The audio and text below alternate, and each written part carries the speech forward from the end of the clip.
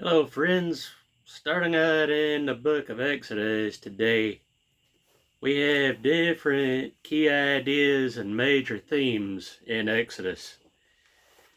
One of the key ideas is the supremacy of Yahweh over the pagan gods. Another is the Exodus as a redemptive event for ancient Israel. Another key idea is the Mosaic Law as a religious and social charter for Israel. And another key idea is the presence of God symbolized in the tabernacle. The major themes are Yahweh, 10 plagues, the Passover, the 10 commandments, which is also called the Decalogue, and the presence of God.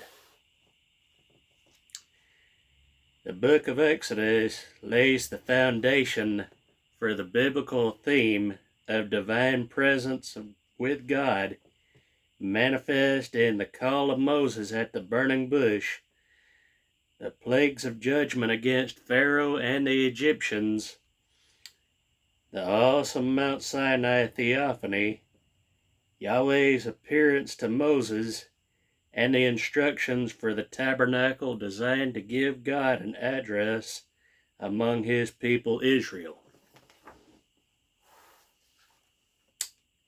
Now, for an outline, we have Israel in Egypt. You'll remember that going back to Genesis, Israel was formerly known as Jacob. Jacob was the patriarch of Israel. He had 12 sons. Joseph was sent ahead to Egypt to provide food for the famine that was in the land. He was sent there by God himself, although he was betrayed by his own brothers, and that was how he got there. Levi was set apart for priesthood.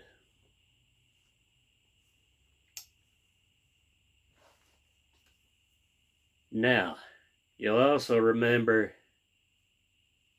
that within a few years after Joseph was promoted, the famine overtook the whole earth.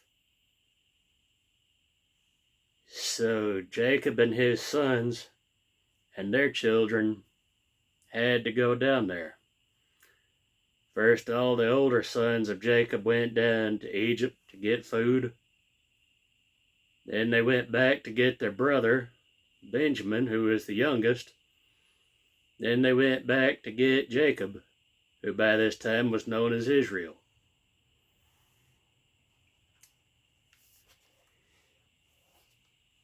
You'll remember that by the grace and power of God, that Pharaoh recognized the gifts that Joseph had and that he was being used by God. So Joseph became second in command to Pharaoh. He was over all the rest of the nation of Egypt. But that particular Pharaoh passed away. And just as God promised,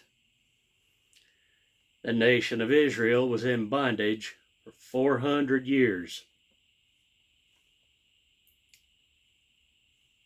So in chapter 1, you have slavery in Egypt.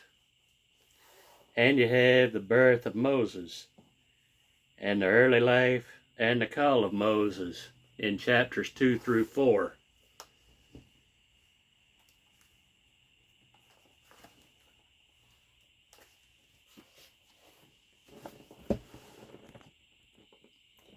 If you've got a good study Bible, it sometimes gives you the biblical map. This one in the King James, or the New King James David Jeremiah Study Bible, gives you the map of the wilderness wandering. You have Lower Egypt, Goshen, and just south of that was Ramesses, It was one of the pharaohs. And south of that you have Pithom. North of Goshen and all across the border to north of the lower Egypt, you have the Mediterranean Sea. Mediterranean Sea, while being north of lower Egypt, extended all the way from the west of lower Egypt, northwest of lower Egypt, on to Goshen, straight into Gaza and Ashdod, and just north of Jerusalem and Hebron. Gaza was just north of Philistia, which was just north of Beersheba. So Exodus chapter 1, starting out in verse 1, says this: Now these are the names of the children of Israel who came to Egypt. Each man and his household came with Jacob: Reuben, Simeon, Levi, and Judah; Issachar, Zebulun, and Benjamin; Dan, Naphtali, Gad, and Asher. All those who were descendants of Jacob were 70 persons, for Joseph was in Egypt already. So Exodus already gives you the events in Genesis, and it rehashes the end of Genesis and gives you the events that preceded the Exodus. Verse 6, And Joseph died, all his brothers, and all that generation. But the children of Israel were fruitful and increased abundantly, multiplied and grew exceedingly mighty, and the land was filled with them. This was what God had promised to Israel. That though he was just a little thing, just a little person, God would make him a great nation.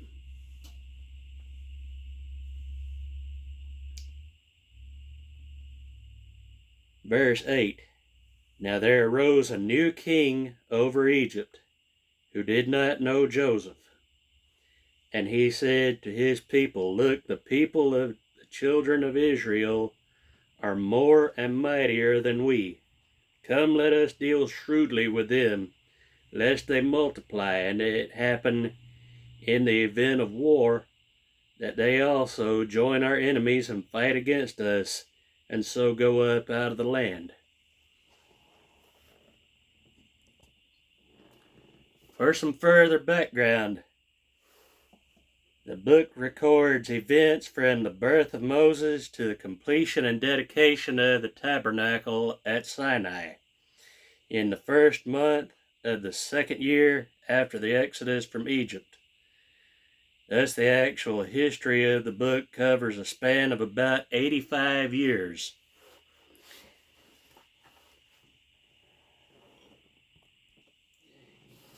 Since only 2 pharaohs of Egypt ruled for more than 40 years, the length of Moses' exile in the wilderness during the Hebrew oppression, their reigns have become the focal points of discussion for dating the Exodus. The early date view identifies Thutmose III as the pharaoh from 1504 to 1450 BC as the pharaoh of the oppression, and Amenophis II from 1450 to 1425 BC as the pharaoh of the Exodus. Both reigned during the 18th dynasty of the period of Egyptian history known as the New Kingdom era, and date to the late Bronze Age of ancient Near Eastern history. The late date position identifies Ramesses I from 1320 to 1318 and Seti I from 1318 to 1304 BC as the pharaohs of the Hebrew oppression, and Ramesses II from 1304 to 1237 as the pharaoh of the Exodus. All were kings of the 19th dynasty of the Egyptian New Kingdom era, are dated to the century of transition between the late Bronze and early Iron Ages of ancient Near Eastern history.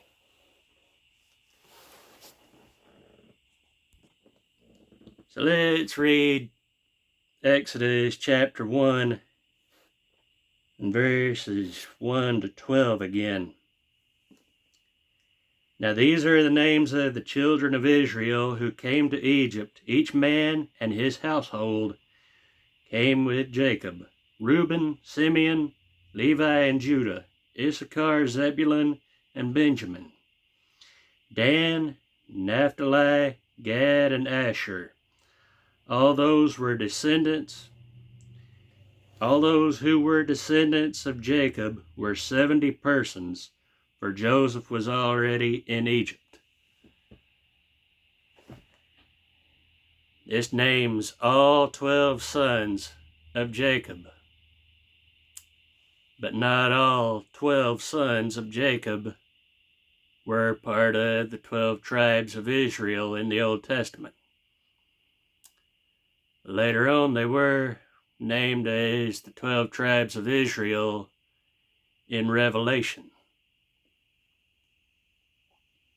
Verse 6, and Joseph died, all his brothers, and all that generation. But the children of Israel were fruitful and increased abundantly, multiplied and grew exceedingly mighty, and the land was filled with them. Now there arose a new king over Egypt who did not know Joseph. And he said to his people, look, the people of the children of Israel are more and mightier than we.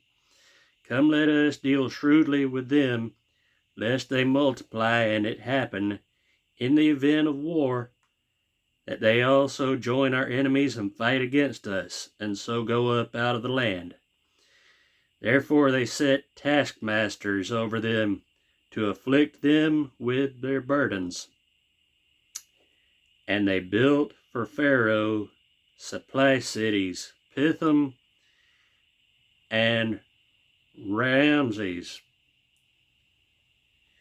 But the more they afflicted them, the more they multiplied and grew, and they were in the dread of the children of Israel. So the more that the nation of Israel grew and multiplied, the more the Egyptians feared them, despised and hated them, the more they oppressed them. And at the same time, the more the Egyptians oppressed the Israelites, the more the Israelites grew and multiplied. Same is true with the church in the book of Acts. The more the church was oppressed and the more the world tried to silence them, the more that the gospel spread across the map and across all the known world. Exodus 1:13. So the Egyptians made the children of Israel serve with rigor, and they made their lives bitter with bondage, with hard bondage, in mortar, in brick, and in all manner of service in the field. All their service in which they made them serve was with rigor. It means they did not give them a break. They made them keep right on serving and working. They made them to suffer. Verse 15, then the king of Egypt spoke to the Hebrew wives, of whom the name of one was Shiphrah, and the name of the other Puah. And he said, when you do the duties of a midwife for the Hebrew women, and see them on their birth stools, if it is a son, then you shall kill him.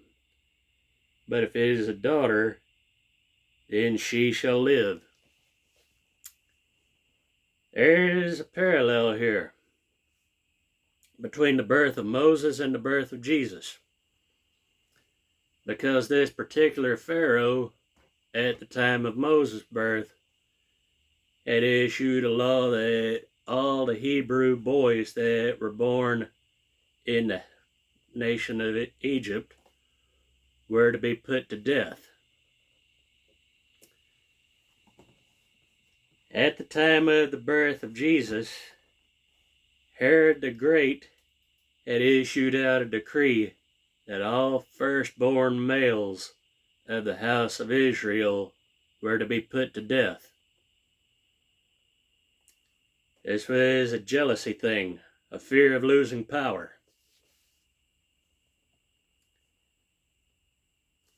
Exodus 1:17, but the midwives feared God and did not do as the king of Egypt commanded them, but saved the male children alive. So the king of Egypt called for the midwives and said to them, why have you done this thing and saved the male children alive? And the midwives said to Pharaoh, because the Hebrew women are not like the Egyptian women, for they are lively and give birth before the midwives come to them. Therefore God dealt well with the midwives, and the people multiplied and grew very mighty. And so it was because the midwives feared God that he provided households for them. So Pharaoh commanded all his people, saying, every son who is born you shall cast into the river, and every daughter you shall save alive. You can see that God was working out the salvation of Israel through the Hebrew midwives, because they were obeying God rather than obeying Pharaoh. And this prompted Pharaoh to change the law just a little bit. Let's read verse 22 again. So Pharaoh commanded all his people, saying, every son who is born you shall cast into the river, and every daughter you shall save alive.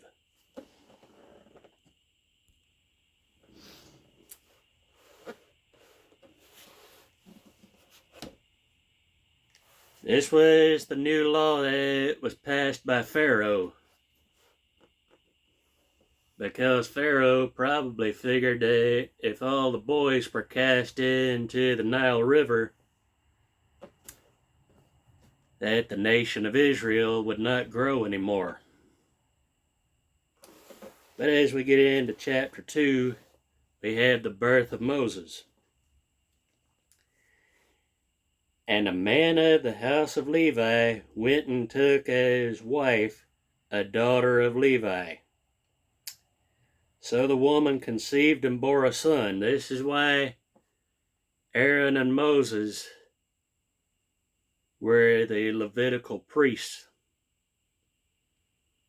and the descendants of Aaron were the Levitical priests of the Old Testament. Let's read that again. And a man of the house of Levi went and took as wife a daughter of Levi. So the woman conceived and bore a son. And when she saw that he was a beautiful child, she hid him 3 months. She was the protective mother. Now Aaron and Miriam were already born by this time, so they were not affected by this death law that was set into motion by Pharaoh. but they were being oppressed in slavery. Verse 3, but when she could no longer hide him, she took an ark of bulrushes for him, daubed it with asphalt and dabbed it with asphalt and pitch, but put the child in it, and laid it in the reeds by the river's bank. And his sister stood afar off to know what would be done to him. Then the daughter of Pharaoh came down to bathe at the river, and her maidens walked along the riverside. And when she saw the ark among the reeds, she sent her maid to get it. And when she opened it, she saw the child, and behold, the baby wept. So she had compassion on him and said, "This is one of the Hebrews' children." So Pharaoh's daughter took Moses in and adopted him as one of her own. Verse 7, then his sister said to Pharaoh's daughter, "Shall I go and call a nurse for you from the Hebrew women, then that she may nurse the child for you?" And Pharaoh's daughter said to her, "Go." So the maiden went and called the child's mother. Then Pharaoh's daughter said to her, "Take this child away and nurse him for me, and I will give you your wages." So even though Moses was rescued and adopted by Pharaoh's daughter, it was still his biological mother who took care of him. It was his own sister who recognized him and gave her the idea for their biological mother to take care of him. Because the biological mother of Moses was one of the slaves in the house of Egypt, and she was one of the servants of Pharaoh's daughter. So the woman took the child and nursed him. Verse 10, and the child grew, and she brought him to Pharaoh's daughter, and he became her son. So she called his name Moses, saying, "Because I drew him out of the water."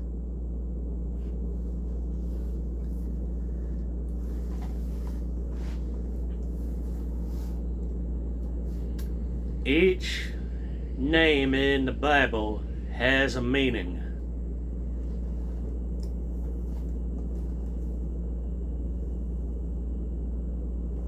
God preserved Moses in that his mother hid him out in the reeds.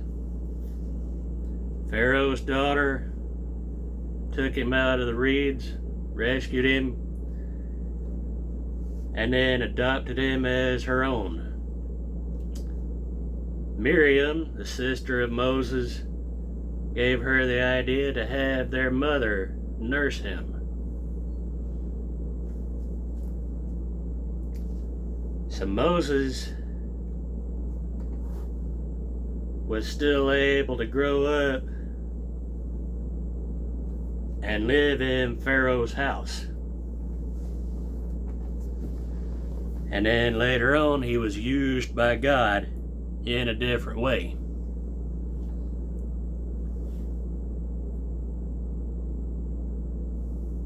Verse 11. Now it came to pass in those days, when Moses was grown, that he went out to his brethren and looked at their burdens, and he saw an Egyptian beating a Hebrew, one of his brethren. So he looked this way, and he looked that way, and when he saw no one, he killed the Egyptian and hid him in the sand.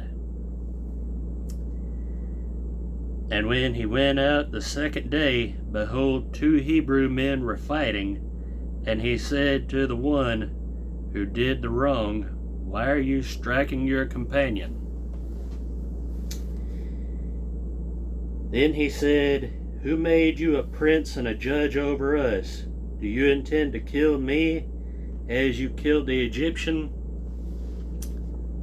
I would note that this murder that Moses committed was before God gave him the law. That's how we know that the law of God does not annul the promise of God.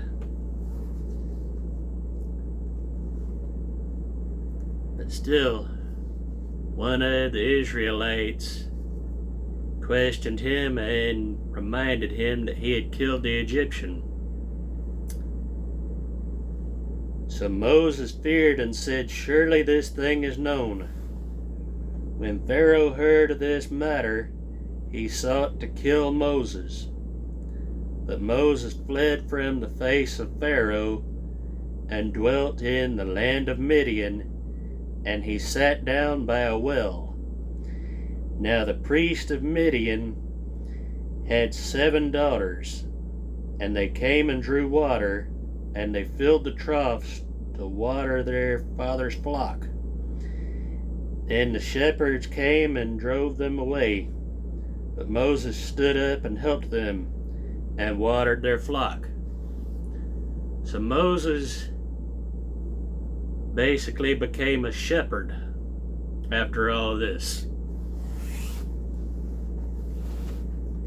Verse 18, When they came to rule their father, he said, How is it that you have come so soon today? And they said, An Egyptian delivered us from the hand of the shepherds. And he also drew enough water for us and watered the flock. So he said to his daughters, And where is he? Why is it that you have left the man? Call him, that he may eat bread. Then Moses was content to live with the man, and he gave Zipporah his daughter to Moses, and she bore him a son. He called his name Gershom, for he said, I have been a stranger in a foreign land. Why was Moses saying this? Because biologically, he was a Hebrew. Though he was adopted into the highest place in Egypt, he was adopted into the family of Pharaoh. Then after he committed that murder, he became the outcast, and he became a shepherd. He took on a much lower job in life. To be a shepherd was seen as one of the lowest and dirtiest jobs in the world. Verse 23 to 25. Now it happened in the process of time that the king of Egypt died. Then the child of Israel groaned because of the bondage. Then the children of Israel groaned because of the bondage, and they cried out. And their cry came up to God because of the bondage. So God heard their groaning, and God remembered his covenant with Abraham, with Isaac, and with Jacob. And God looked upon the children of Israel, and God acknowledged them. This did not escape the memory of God. Remember, God does not forget his promises. He promised 400 years prior to this that this would happen. that they would be in bondage, but that he would lead them out of that bondage.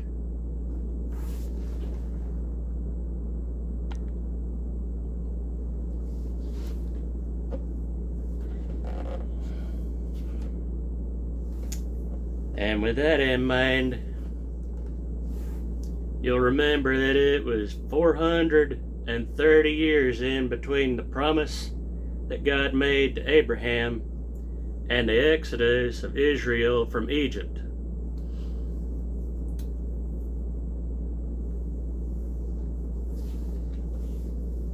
And that's about all I've got for this lesson today.